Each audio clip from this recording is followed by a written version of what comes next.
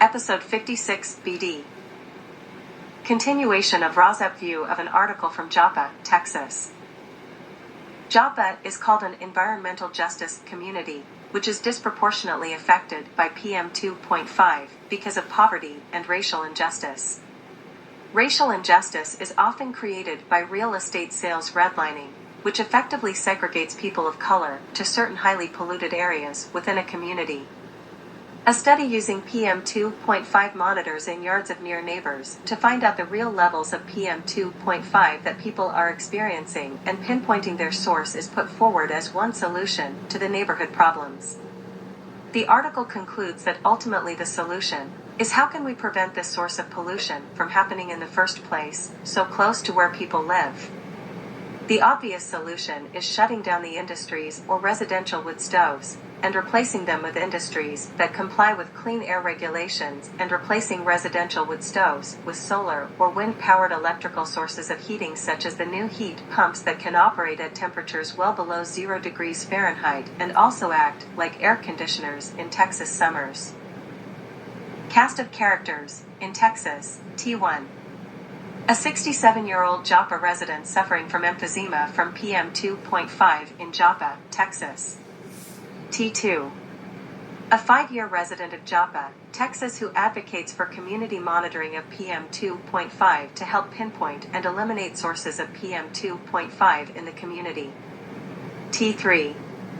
A 2020 study analyzing Dallas air pollution by Paul Quinn College.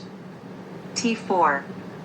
In Texas, 80 air monitors, which currently measure for PM 2.5 in 33 of its 254 counties. The EPA is likely to base any decision on the average air quality in each Texas county during a 3-year period based on data from the 80 Texas air monitors. T5. A Rice University, Texas, professor. T6. TCQ, or Texas Commission on Environmental Quality. T7. The Texas Director for the Environmental Integrity Project. T8. Texas Attorney General Ken Paxton. T9. Texas industry lobbyists opposed to lowering PM 2.5 safe limits for private sector economic reasons. T10. A study led by 2 Texas A&M University scientists using data from community air monitors in the Joppa, Texas, neighborhood. Cast of characters, federally F1. The Environmental Protection Agency, EPA, proposed lowering of PM 2.5 limits, which will be enacted by early 2024. F2. Federal scrutiny by the EPA of Dallas County, Texas, which includes Joppa, because Dallas County is an area of concern. F3.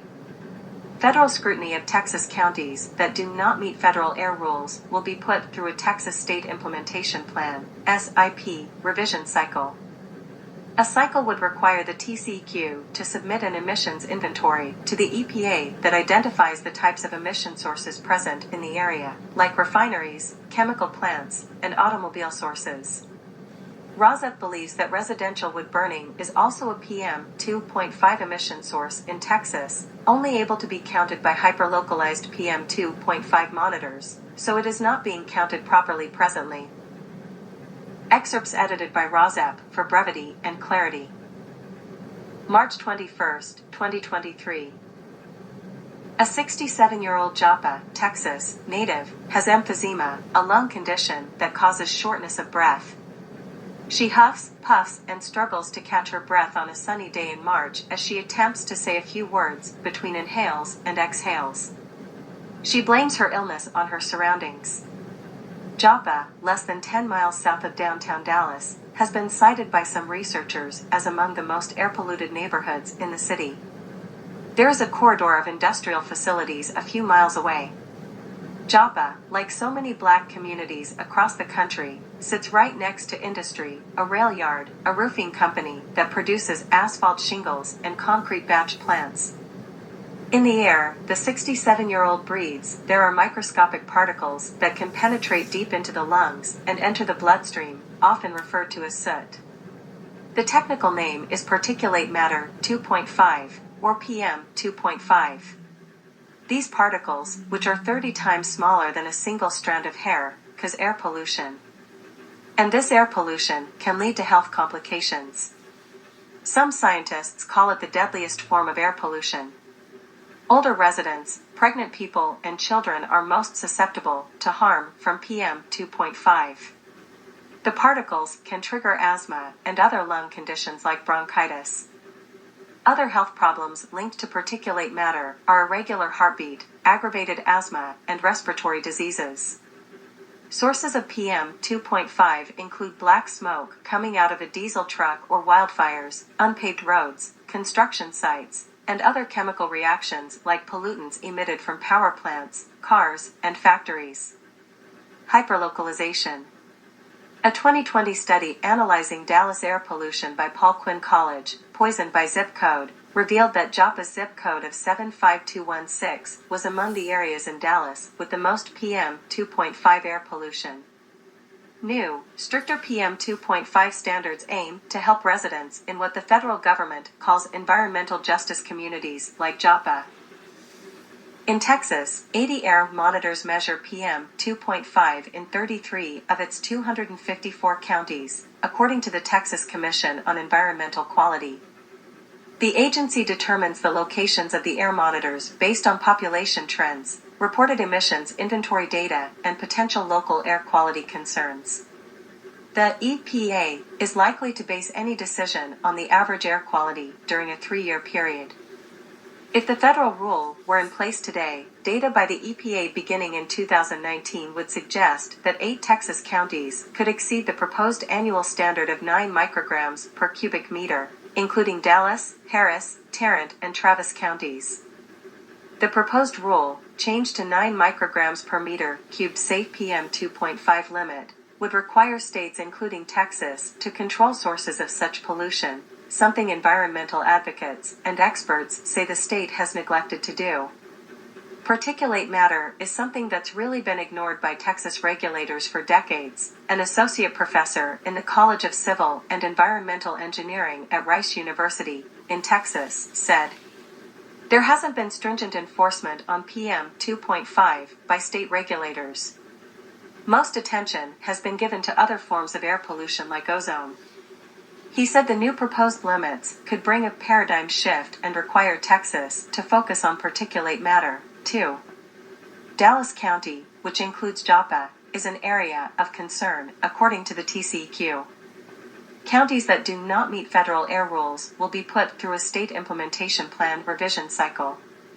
A cycle would require the TCEQ to submit an emissions inventory to the EPA that identifies the types of emission sources present in the area, like refineries, chemical plants, and automobile sources.